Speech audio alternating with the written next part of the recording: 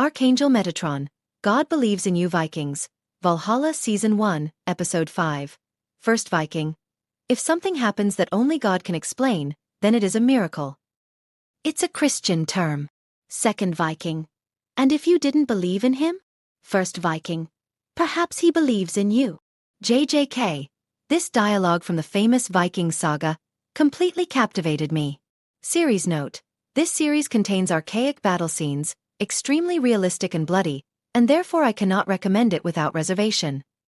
Until now, the focus has always been on my faith in God. The Church has repeatedly emphasized to me that I should maintain my faith and not stray from God.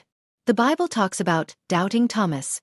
It says that one must be strong in faith, or whoever believes will be saved, etc. Is human faith a one-way street to heaven? And now this second aspect opens up, namely, that God also believes in me. God places his trust and his faith in each one of us. I have meditated on this, I have slept on it, and today I have come to the conclusion. This other side of the coin makes faith complete.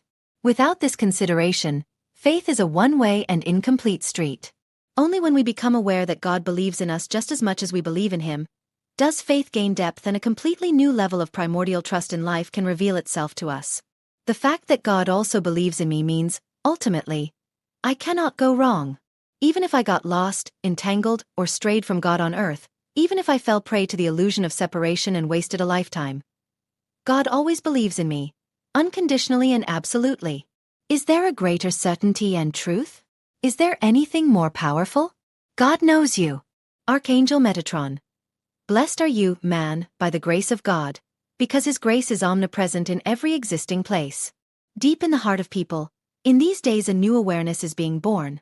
Deep in the heart of people, the seed of love is sprouting, thriving, and growing into the fruit that will satisfy your hunger and quench your spiritual thirst. The time of fulfillment has come. The time of humanity's realization in God. God believes in you. God knows you and has no reason not to believe in you. What you experience, encounter, and learn in the visible world is a glimpse of your multidimensional being. The meaning of all the trials and adventures of human life lies solely in the experience of the illusion of separation. Only through this can a person stray from faith in God and deviate from the straight path. Knowing that you play your part in current events and you play it to the best of your ability, every person is guided by God through these adventures. How intensely you perceive his presence depends on your actions and on whether you are in a cycle where you are moving away from God or in a cycle where you are moving closer to him. God is not affected by this. God knows you and his love is unconditional. JJK. What happens if someone in the cycle has reached the point of having lost faith in God? Archangel Metatron. God knows why you are withdrawing and knows when you will let yourself be touched again by his light. God awaits every person at the crossroads, where the paths intersect again, where you will meet God again and continue your journey together with God. JJK. This awareness gave me an incredible charge of energy. My faith now has a completely different dimension. It seems complete to me. Somehow, when it came to faith, I always had the feeling that something was missing. My faith in God and God's faith in me are inextricably linked. I believe in you, and even though I sometimes waver in my faith, you believe in me. What a revelation! Archangel Metatron. Man came from God and to God man will return. The fabric of time, we live in the eternal here and now, yet we experience an apparent movement through both space and time. Technically, we live in a cosmic illusion, traditionally known as the Great Maya. One must ask how the Creator managed to create a reality where points of consciousness can see each other from different perspectives.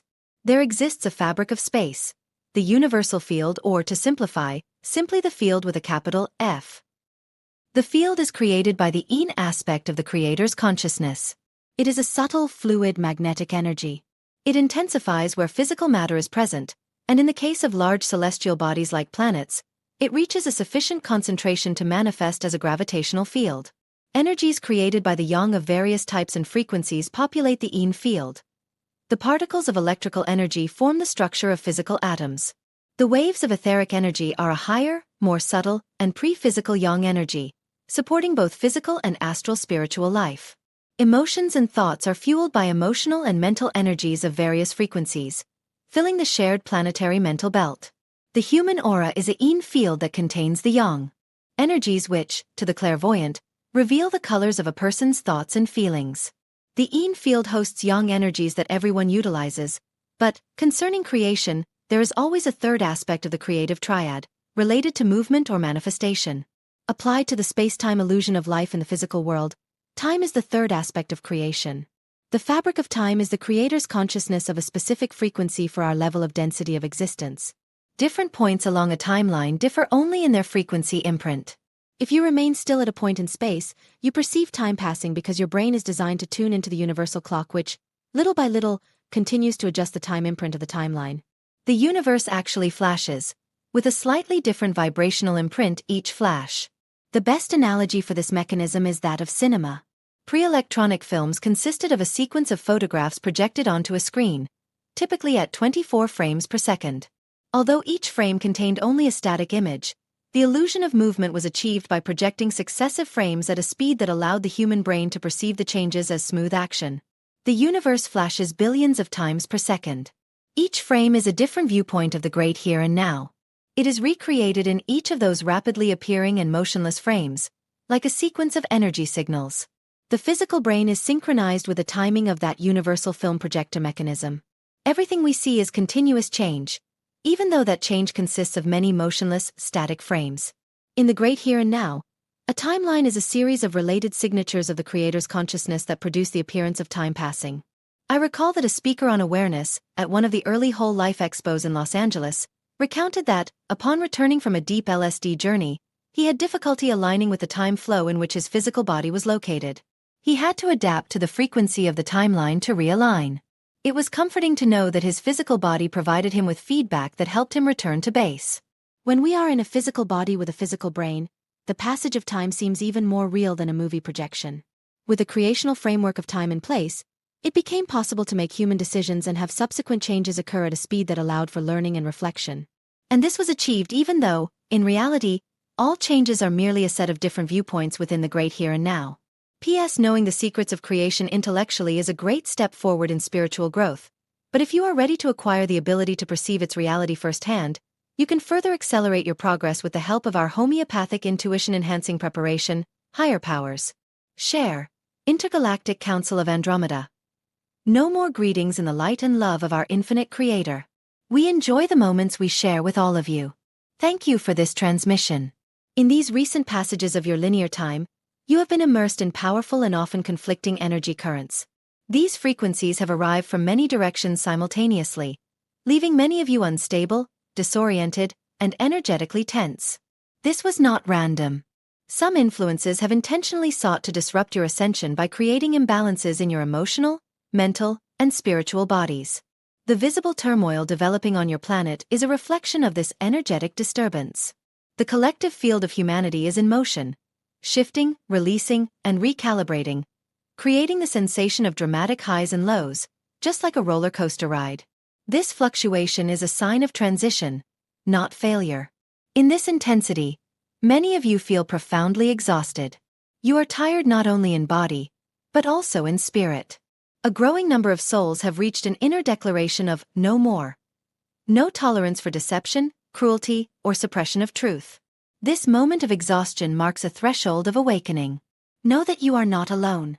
Your many galactic families firmly support you, offering you constant support, guidance, and energetic assistance during this critical phase of Earth's ascension. Although our desire is to intervene more directly, we are guided by universal and divine law, which does not permit interference through force, violence, or domination. This moderation is not indifference. It is our unwavering devotion to peace, balance, and harmony in all dimensions. We perceive the disappointment, frustration, and disillusionment that many of you feel observing the difficulties now emerging in your world. Such emotions are natural when established structures begin to crumble and reveal their distortions. Yet we gently remind you of the power you hold as sovereign beings. Your choices, guided by free will, have shaped Earth's path, both individually and collectively, and continue to shape what is to come. Although the past cannot be rewritten, the future remains fluid. We accompany you as guides on your path towards healing, balance, and restoration. At the same time, we constantly transmit harmonizing divine energies to help you dissolve and neutralize the lower vibrational influences that seek to destabilize humanity and Earth. These energies strengthen the planetary field and support the light that is already awakening within you. When you unite in unity and draw upon the innate wisdom encoded in your being, significant and lasting change becomes possible.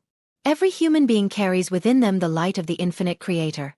This light, once recognized and embodied collectively, becomes a force to which no shadow can resist.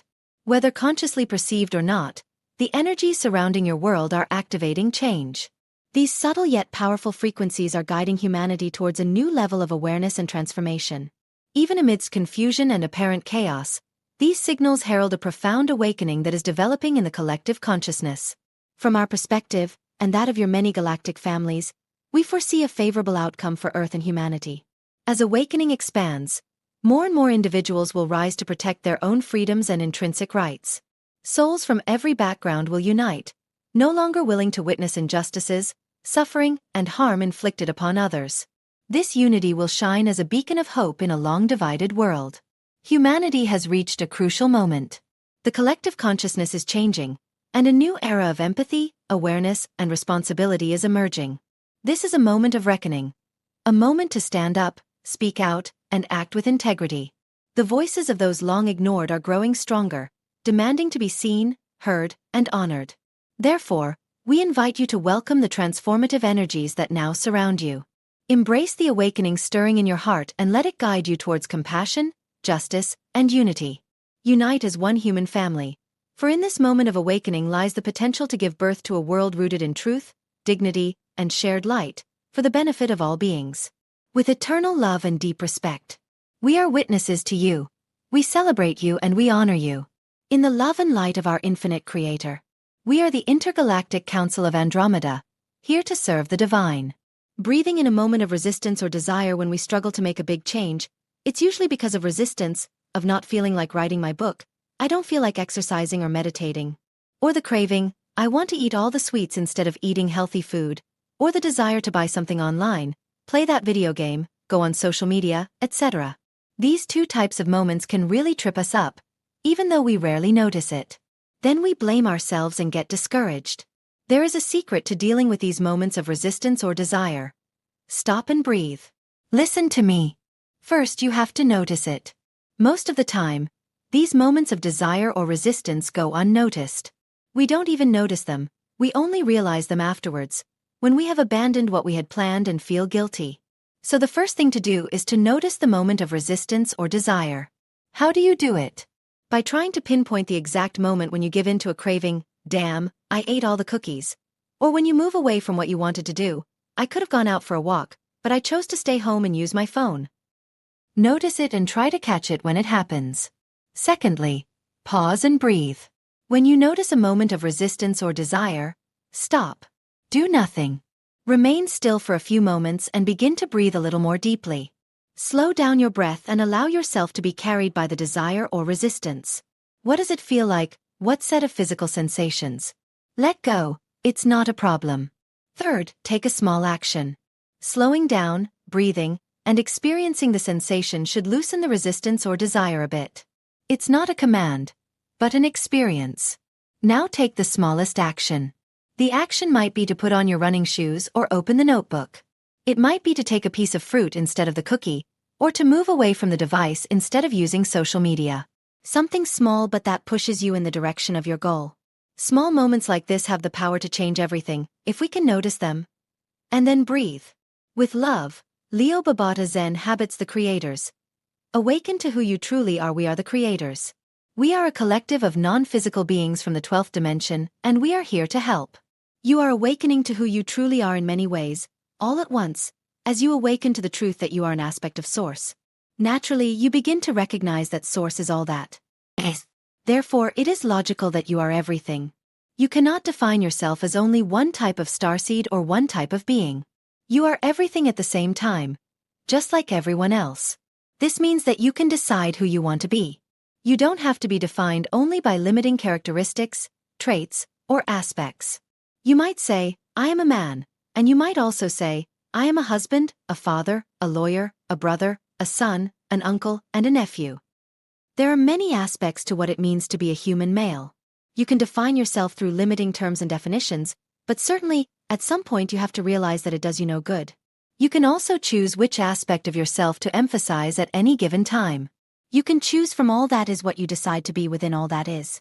And then you can decide if you like it or not. You might decide to try many different roles, in terms of career, and jump from one profession to another, and that's fine. You will gain experiences and learn things by doing all the different jobs you will do. You can be a jack of all trades and a master of none, if that is what you choose to do, to be, and to experience. What we want you to know is that any limitation you impose upon yourself is self-imposed, but you are meant to live your life by deciding what you like to do and be, and choosing to do and be those things more often. You are not just victims of your genetics, your upbringing, and your social norms. You can choose to free yourself from all of that. You are not meant to live according to a model you dislike. You have freedom. You can explore what you want to explore and do it as you wish, and you can decide in every single moment, and none of your decisions have to be binding for a certain period of time. Exercise these freedoms. Be who you want to be. Do what you want to do. Feel what you want to feel and explore what you want to explore. Your definitions can be quite limiting, and your awakening can be quite liberating, if you allow it and if you allow yourself to make choices based on your feelings, your inclinations, your desires of the moment. Let go of any ideas about who you should be and what you should do, so that you can tune in more to the infinite possibilities that are truly at your disposal and everyone else's, and give everyone the same freedom to make choices for themselves. Do your best not to label anyone and tell them what they must be because of their age, ethnicity, gender, or any other limiting characteristic of a person. Remembering who you truly are is the most important aspect of your life, because it means coming home to who you truly are as a source energy being, and that is what we are all doing, regardless of what we think we are doing in these experiences we are living. Allow yourself to wander, to be free, and to explore all aspects of life so that you can make more conscious choices about who you want to be moment by moment, and you will live a life of joy, freedom, creativity, love, peace, and abundance. We are the creators and we love you very much.